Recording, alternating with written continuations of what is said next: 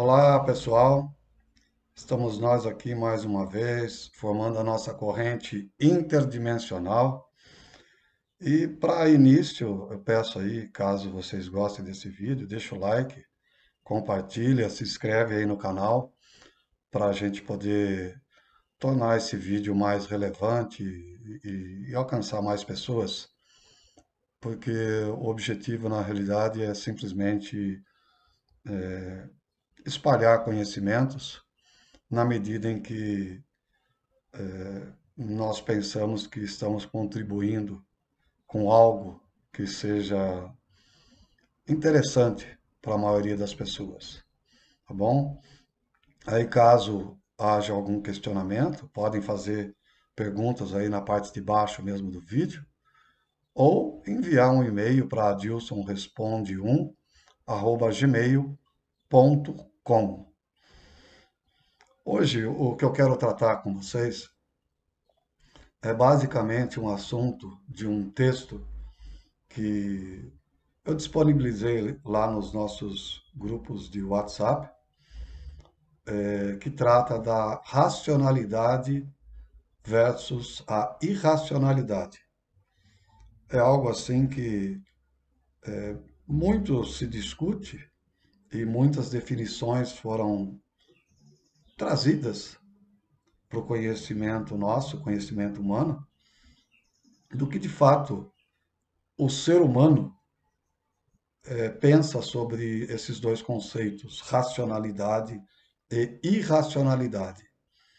Então, eu vou passar algumas definições que a gente encontra na própria internet e nós vamos discutir um pouco esse assunto aqui. Talvez a gente consiga discutir de uma maneira mais aprofundada esses assuntos.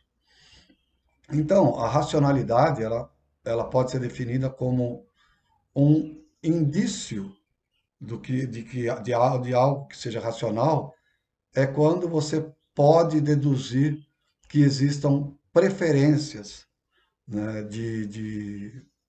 e você observa isso quando você observa a escolha das pessoas. Racionalidade também eles dizem que é a qualidade do que é sensato, com base em fatos ou razões. Uma pessoa é dita racional quando ela tem uma inteligência desenvolvida, gosta de usar a cabeça e tem uma capacidade de dedução lógica bastante forte. A racionalidade também pode ser entendida como a orientação que a ação com sentido assume.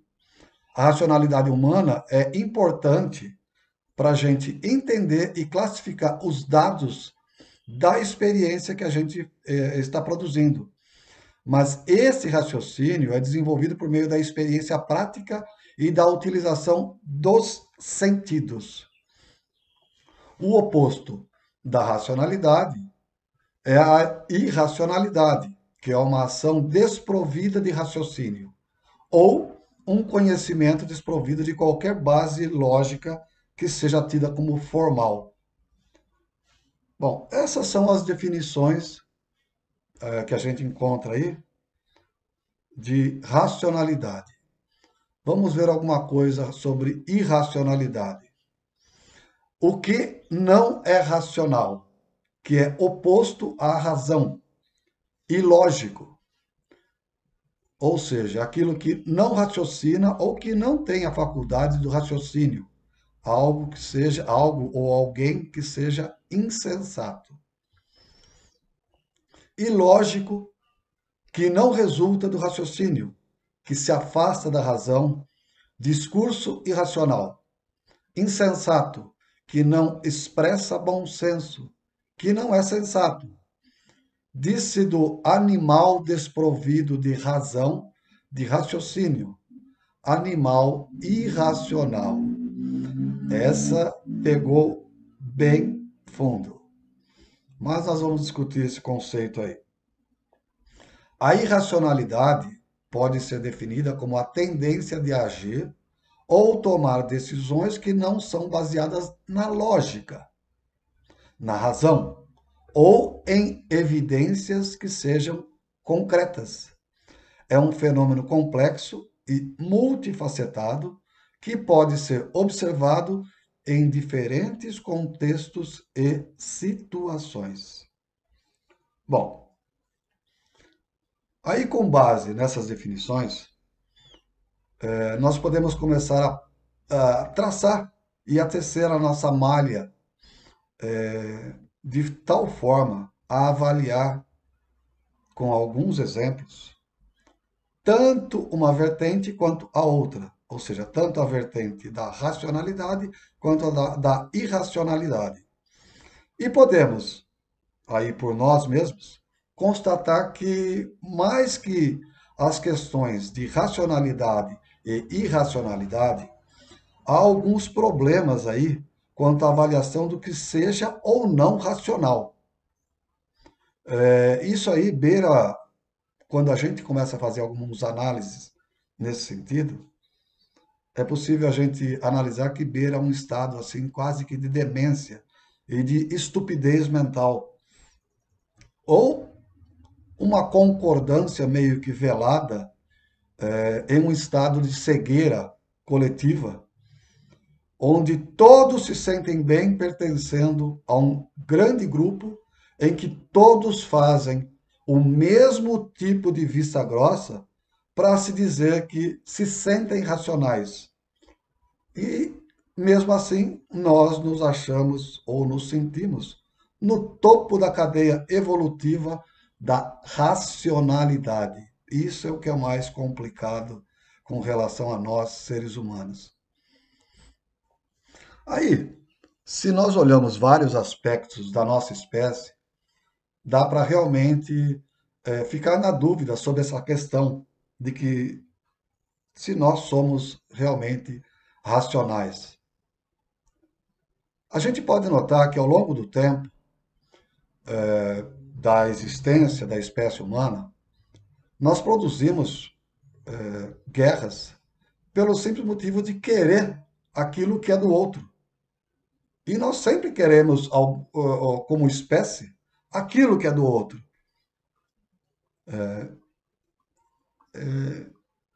Nós, como espécie, nós já provocamos guerras na terra, no ar, no mar, e por enquanto, de uma maneira geral, né, pelo menos ao que a gente saiba, nós não provocamos nenhuma guerra ainda fora da atmosfera, ou seja, no espaço. Esse aí, aparentemente, ainda não foi utilizado pela nossa insanidade para batalhas ditas épicas, como temos produzidos no nosso planeta, que eu chamei no texto lá de casca de nós. E, de fato, somente as grandes e pequenas batalhas já nos deveriam fazer pensar. É claro que o nosso dia a dia, em convivência com os nossos parceiros de vida, e aqui me refiro tanto aos outros seres humanos, como às outras espécies viventes com as quais nós convivemos no nosso dia a dia, visto que não pensamos duas vezes em eliminar grandes extensões de florestas para plantações, pastagens, e nós agimos sem o menor resquício de pesar pelas espécies que ali viviam e que deixaram de ter o seu direito de existir respeitado. Muito embora dizemos que nós temos esse direito, como se o nosso privilégio de existir fosse somente nosso e de mais nenhum outro ser vivente. E assim nós agimos. Assim tem agido o ser humano ao longo da sua história de racionalidade. E nós conseguimos, no pouco tempo em que existimos como espécie, a dita racional, levar inúmeras outras espécies ao total desaparecimento e de algumas sequer retratos nós temos.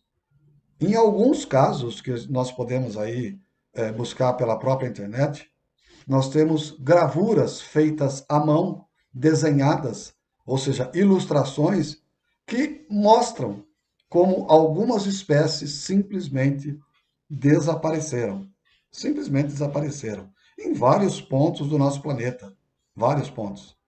Isso não é privilégio desse ou daquele país, dessa ou daquela sociedade, porque isso tem sido algo frequente na história da espécie humana. Então, ainda há poucos anos, né, isso há bem poucos anos mesmo, devido à pesca predatória e indiscriminada, quase fomos capazes de levar algumas espécies de baleia a cruzar o limiar total da extinção. Chegamos bem perto com algumas espécies, mas nós, dos tempos atuais, de fato, não sabemos se algumas dessas espécies realmente não foram exterminadas. E para quê? Por causa de alimentos e dinheiro. Dinheiro. É isso que nos tem movido ao longo dos tempos. E nós, seres racionais, espécie dominante no topo da cadeia alimentar, deveríamos ser os mais aptos em perceber que as espécies deveriam viver em equilíbrio.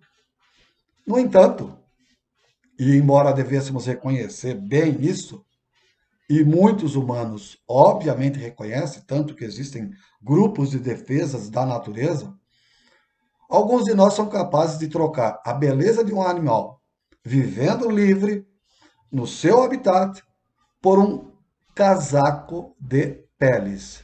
Isso já não é tão mais comum hoje em dia, porque algumas criaturas têm esses casacos de pele, mas não têm a ousadia de utilizá-lo em qualquer lugar, porque certamente elas seriam tratadas de maneira um pouco agressiva com relação a esse uso, esse costume maravilhoso de utilizar peles de animais. Né? Um tubarão nadando no oceano, ele não é útil, mas útil é a barbatana dele, que eles são simplesmente eliminados para que se retire somente a barbatana, o restante é jogado fora, ou as barbatanas, né? Barbatana dorsal e as barbatanas laterais. Para quê? Para que nós utilizemos em alguns lugares do mundo esse tipo de troféu como medicamento. Nós, como espécie inteligentíssima e totalmente racional, nós trocamos praias de areias e águas límpidas por espaços com montes de lixo, onde nós precisamos escolher um lugar onde vamos sentar, né, e sentar, obviamente, em cadeiras, claro, e onde as águas mais parecem um esgoto a céu aberto, devido à existência de emissários submarinos que transportam o nosso lixo orgânico lá para dentro do mar. Então, também, nós, como espécie racional, nós trocamos os nossos rios também de águas límpidas que poderiam ser utilizados para coleta e diminuir o custo do tratamento. Trocamos esses rios que poderiam também ter peixes por águas podres, águas que simplesmente são inabitáveis por animais um pouco mais elaborados, como peixes, jacarés, cobras. E o que vive numa água tão podre como aquelas que nós temos em vários locais do mundo. O que consegue sobreviver ali são alguns tipos de bactérias que decompõem aquele lixo que nós jogamos dentro da água. E ainda hoje, muitos seres da nossa espécie, tremendamente racionais, caçam animais em risco de extinção, tanto aqui no nosso país, o caso muito conhecido aqui no nosso país das onças pintadas e das onças pardas, como pagam verdadeiras fortunas para irem para fora, para fora do nosso país, notadamente na África, né, para levar literalmente a desgraça para animais de outros países, onde esse tipo de imbecilidade ainda é tolerado. E nós nos dizemos racionais. Também nós, criaturas inteligentíssimas e extremamente racionais, amamos as grandes cidades e, como via de regra, nos confinamos em caixotes verticais e transformamos as ruas, as avenidas dessas grandes cidades em verdadeiros infernos de veículos e poluição. Poluição devido à grande quantidade de fumaça que os veículos emitem, como poluição sonora. E não só isso, de lixo, que levam a um estado de viver tremendamente racionalizado e bastante, muito saudável. Aí, quando a gente olha para essas coisas, diante desse quadro maravilhoso, cheio de racionalidade, nós pagamos altos valores para viver nesses ambientes paradisíacos. E também, quando é o caso, né, quando nós queremos nos afastar desses ambientes maravilhosos, né, para desfrutar de uma vida simples, afastado das grandes cidades, dos grandes centros, nós vamos para a praia, que nós mesmos poluímos, para as fazendas ou para os hotéis fazendas, para os resorts. E aí continuamos pagando altos valores para viver nessa vida simples, tranquila, calma. Por quê? Porque nós somos racionais e queremos fugir dos grandes centros que nós mesmos acabamos construindo. A loucura que nós mesmos acabamos construindo. Vamos entender aqui uma coisa. Eu não contesto que viver nas cidades facilita o nosso modo racional de viver. Pois, obviamente, que nas grandes cidades encontramos os nossos amigos, encontramos médicos, supermercados, farmácias, encontramos lojas para comprar as roupas que nós não mais produzimos, para comprar os calçados que também nós não mais produzimos, dentre outras coisas. E também, obviamente, o trabalho que favorece nós pagarmos os boletos que nos chegam, as contas que nos chegam todo final ou começo de mês.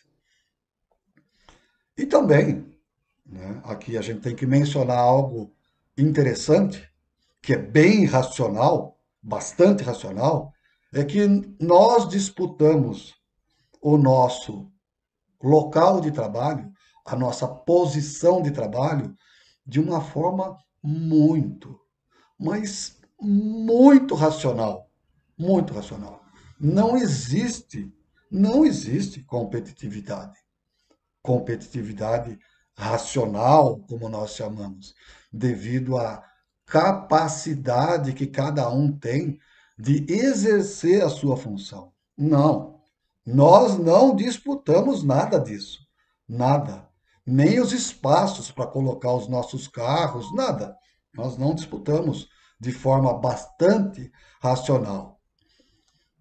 E aí, quando nós olhamos para a natureza de uma maneira geral, verificamos que alguns insetos têm a capacidade de viver em grandes grupos, no que poderíamos definir como uma espécie de sociedade organizada, como nós. Nós somos uma sociedade organizadíssima, organizadíssima.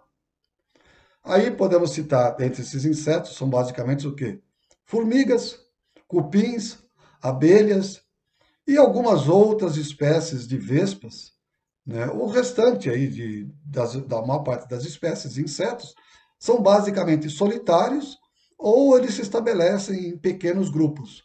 Mas normalmente são esses: formigas, cupins, abelhas e algumas espécies de vespas.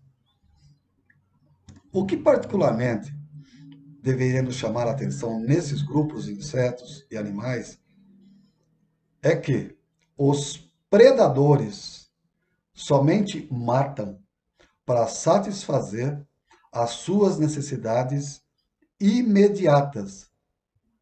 Nenhum deles acumula grandes volumes de carne em freezer.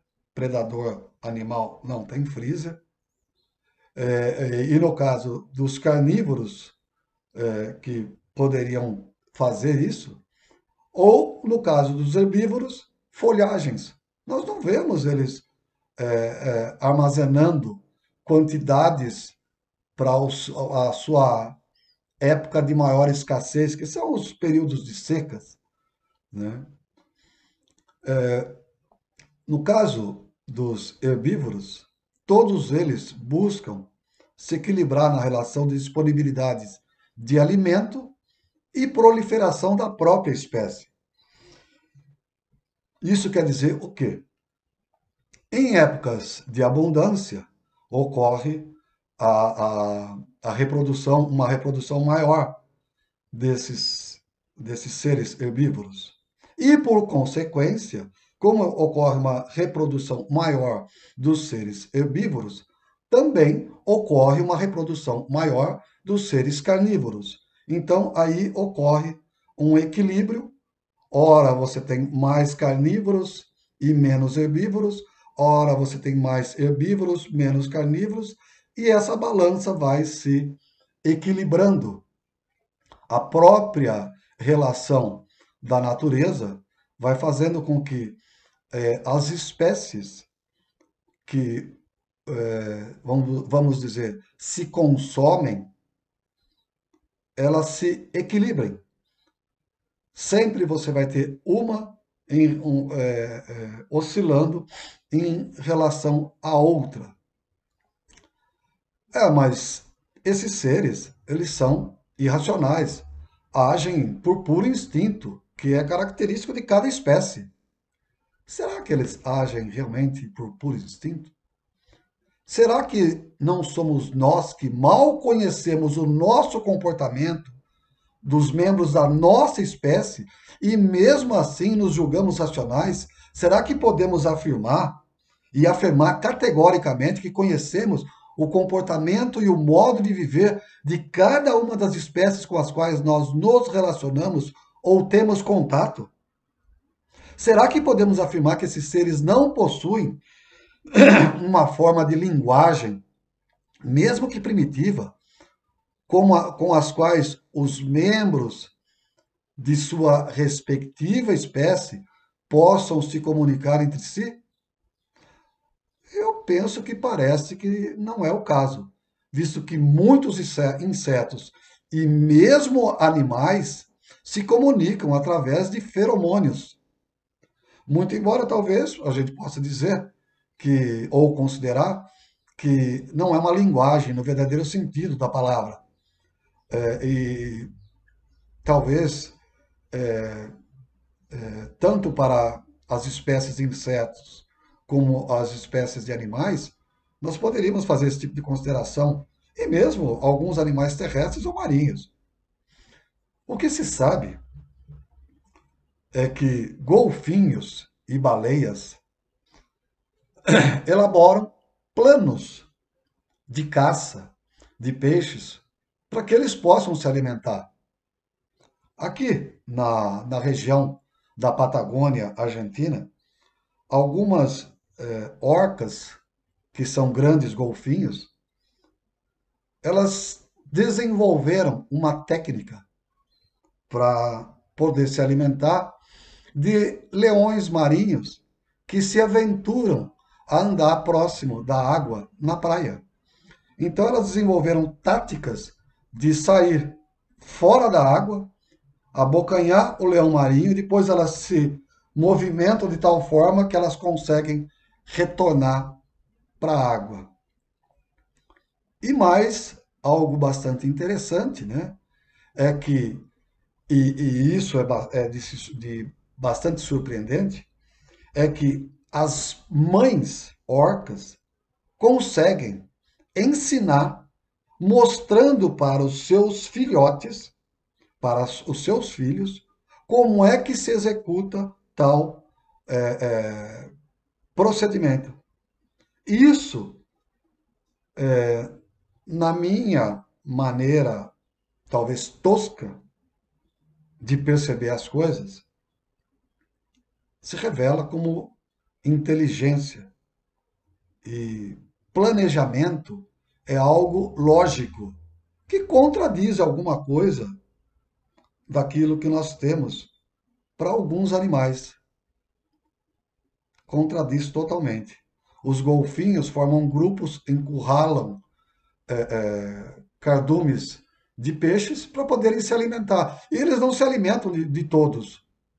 Não se alimentam, eles simplesmente dizimam.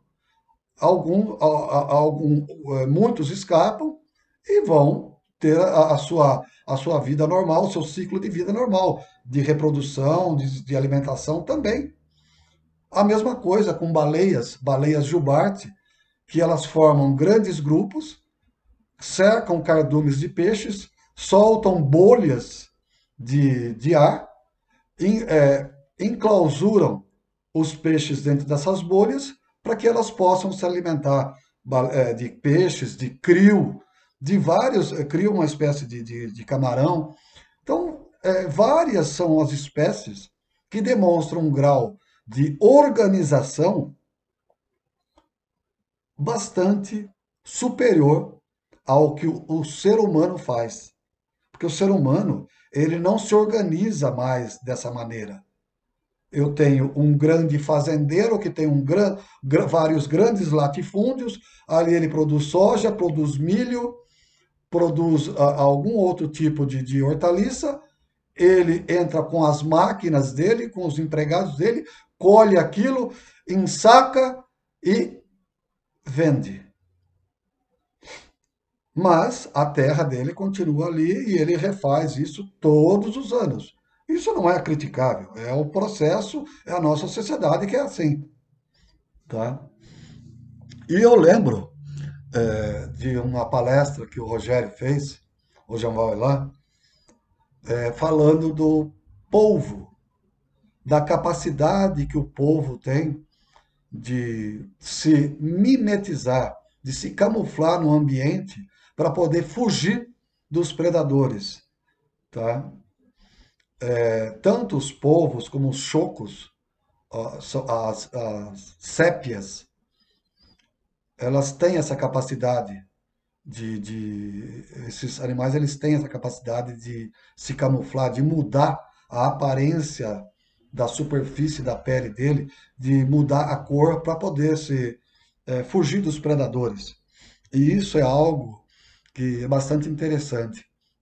Mas o polvo tem um documentário que pode ser encontrado na própria internet também, no YouTube, o My Octopus Teacher, ou seja, o meu professor polvo, que seria em português, onde um cineasta e mergulhador, ele começou a observar um polvo e acabou desenvolvendo uma relação de amizade, porque o polvo vinha até ele, se enrolava no corpo dele e depois ia fazer o processo dele de caça para poder se alimentar.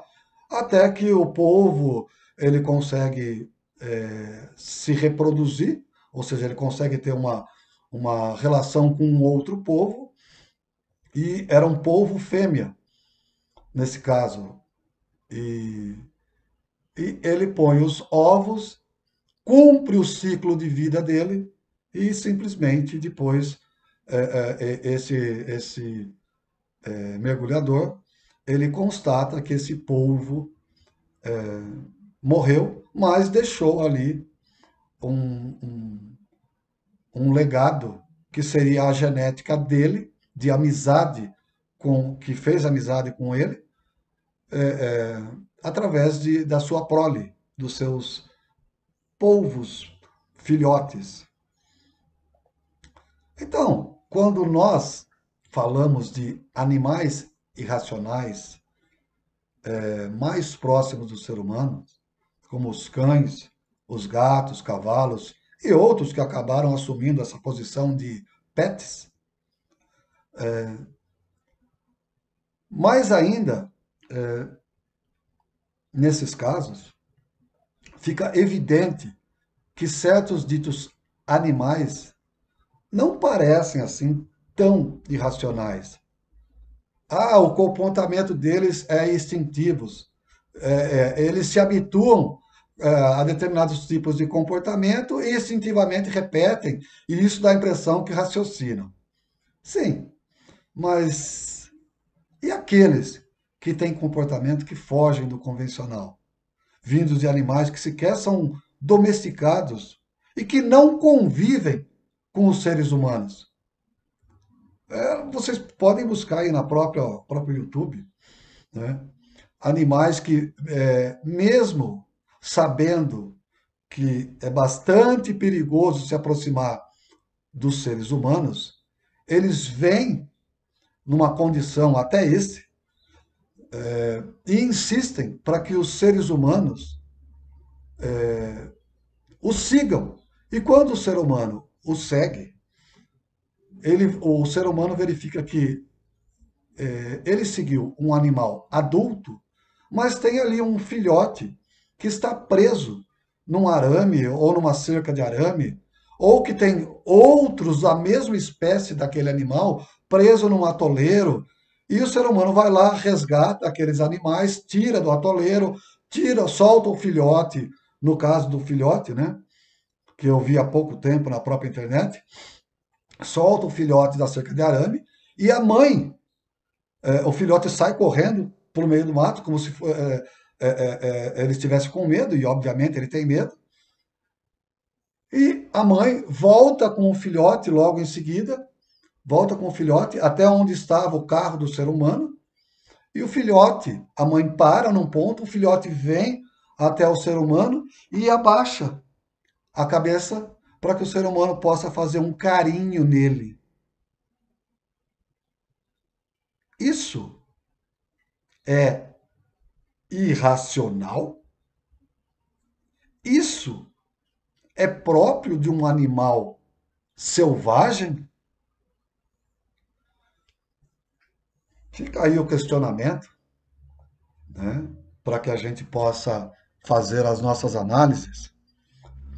Um outro tipo de comportamento que chamou a atenção outro dia, eu estava assistindo um documentário sobre elefantes, né? Sobre elefantes.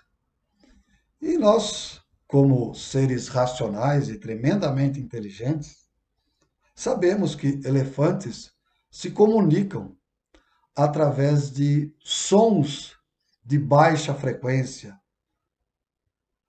E assistindo a esse documentário, onde uma matriarca aí dos seus 40 anos, eles seguindo uma trilha que ela conhecia de memória, a memória instintiva, não é? Memória instintiva. Tá bom. Ela seguindo vários trajetos para poder chegar em locais onde ela sabia que havia poços de água onde eles poderiam ingerir o líquido para poder sobreviver. E ao longo do trajeto, desse trajeto, que eram várias dezenas de quilômetros, essa matriarca, ela viu uma ossada, e ela, por alguma razão inespecífica, ela se aproximou daquela ossada e com a tromba e com as patas, ela começou a movimentar aquela ossada.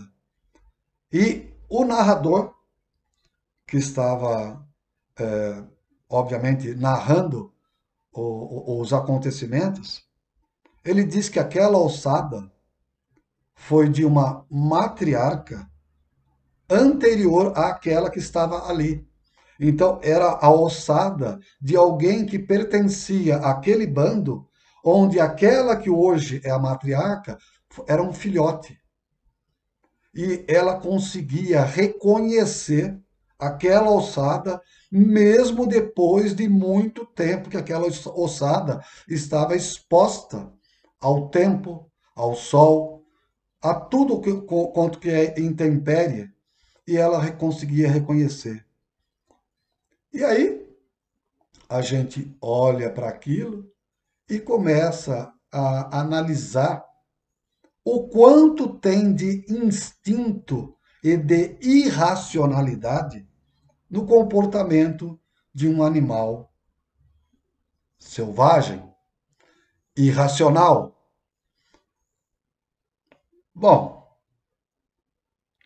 uma outra coisa que nos deveria chamar a atenção, né, com relação principalmente aos golfinhos, é que eles se comunicam através de silvos, cliques e pulsos sonoros, né? As baleias também têm seus cantos e uma série de outras formas de comunicação que ocorrem entre os animais que já se verificou experimentalmente. Ou seja, pela própria ciência, já se verificou que também, como exemplo, temos os elefantes, também se comunicam por bramidos e infrassons. E olhando para todo esse conjunto de informações, sendo que podem ser verificadas, podem verificar buscando na própria internet, ou pela própria experiência no nosso dia a dia que nós temos com os nossos animais, o que se pode dizer sobre essa questão racionalidade versus irracionalidade? Bom, segundo a minha atual forma de pensar, parece-me que nós, como espécie, embora sejamos possuidores do que chamamos de racionalidade, determinados aspectos do nosso comportamento com relação a nós mesmos e a outros seres vivos, com os quais nós dividimos o planeta, me faz parecer que, de fato, nós é que somos os verdadeiros seres irracionais. Ou, no mínimo, nós padecemos de algum tipo de distúrbio, algum transtorno cognitivo ou algo semelhante, como diz Elan, que requerem somente alguns tipos de ocorrência para desencadear o quê? Um comportamento nada racional. Nada racional. Isso é próprio do ser humano. E mesmo que essas situações não ocorram diretamente ou com frequência, a padronagem, o padrão de comportamento coletivo do ser humano para determinados fatos ditos sociais podem ser classificados como além ou muito além daquilo que nós chamamos de irracionalidade. Por que eu digo isso? Vejam bem, o que realmente significa ser racional ou ser irracional? O que nos leva a adotar esse tipo de comportamento ou aquele tipo de comportamento?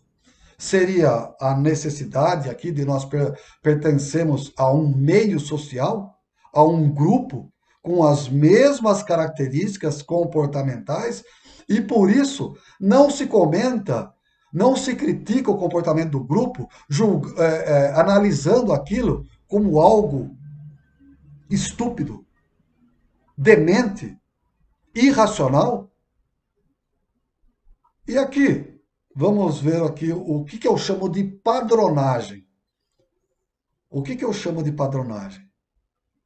A padronagem tem a sua referência, por exemplo, na busca incessante de grupos ou pessoas individualizadas, por riqueza, por posição social, no comportamento religioso e devocional, o alinhamento político com esse ou aquele viés, e vários outros padrões de comportamento coletivo que, quando você avalia friamente, e embora sejam comportamentos muito bem aceitos socialmente falando, denotam uma espécie de demência, de delírio individual e coletivo, onde cada um dos participantes parece não se dar conta de que aquela forma de agir, de viver, de pensar, deveria ao menos nos parecer estranha. Mas, infelizmente, não é o que acontece, pois o estado mental e comportamental de cada indivíduo e de cada grupo virou ou se estabeleceu como um senso comum. E olha só, isso de senso comum diz que é racional. Disse de uma das definições de racionalidade, ou de todas as definições de racionalidade. Isso denota que nós temos bom senso. Até que algo a ser buscado, isso aí parece ter algo a ser buscado como uma regra geral de estado, de ser de cada indivíduo e de existir de cada sociedade. E aí, novamente, quando a gente olha para todo esse contexto, vem a pergunta: o que de fato é realmente, ou significa realmente, ser racional ou irracional? Nós, como coletividade de indivíduos, nós nos achamos racionais. Por quê? Porque nós precisamos tomar decisões todos os dias, a cada instante, a cada segundo, mas de uma maneira geral,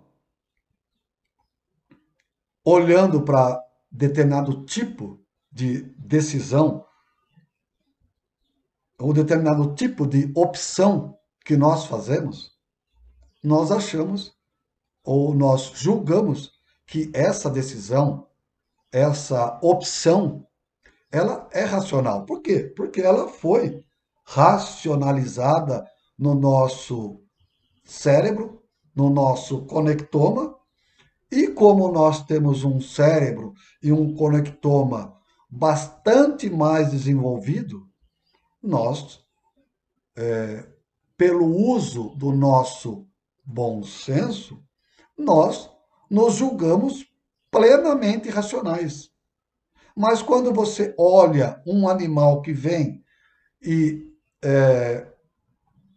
cheira a sua mão, lambe o seu rosto, ou se comporta de maneira a fazer carinho em você, você julga que aquilo ali tem interesse. Pô, peraí. Nós vemos interesse dos seres humanos a todo instante. O ser humano é um ser por si só, pela sua própria característica mental, de uma maneira geral, interesseiro. É interesseiro. Ah, não, eu não sou interesseiro. Não, você vai trabalhar por quê? Você não vai trabalhar por causa do seu salário? Por causa daquilo que você precisa pagar? Ah, mas aí eu preciso. Mas isso é interesse, meu. Isso é interesse. Você não vai carpir o quintal do vizinho porque você é bonzinho.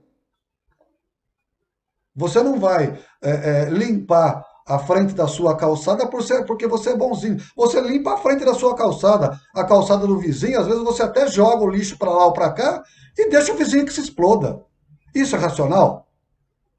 Cara, nós temos que parar, fazer uma análise daquilo que de fato é racional, porque nós somos, eu sempre digo isso e sempre falei isso em grupos de WhatsApp, em discussões, até em outras lives, que nós temos um grau de demência tremendo.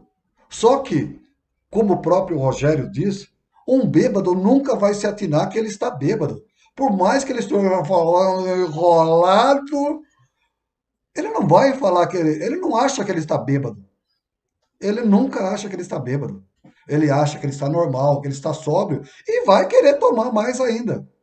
Isso é próprio da demência humana. Bom, creio que para esse vídeo, essas sementes para reflexão estão de bom tamanho. Olhemos para nós mesmos, para as nossas atitudes, para os nossos problemas e valores de contorno e façamos uma análise de nós mesmos. Será que as nossas atitudes no nosso dia a dia, nós temos de fato consciência e essas atitudes elas são ou podem ser realmente classificadas como plena e totalmente racionais?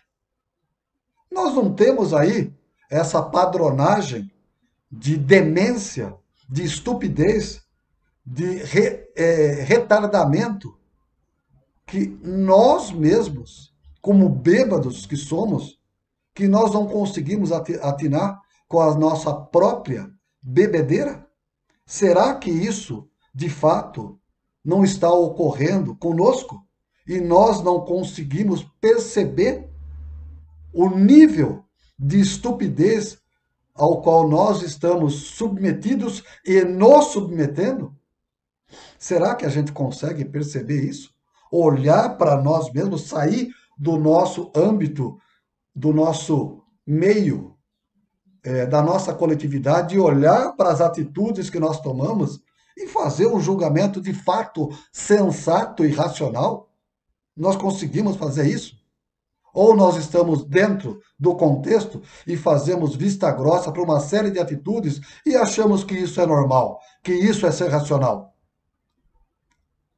Eu penso, particularmente, e isso é só a minha opinião, ninguém pode não concordar ou concordar, mas eu penso que nós estamos ainda bem longe, ou bastante longe, de agirmos dentro do âmbito do que seja ser uma criatura ou uma coletividade racional.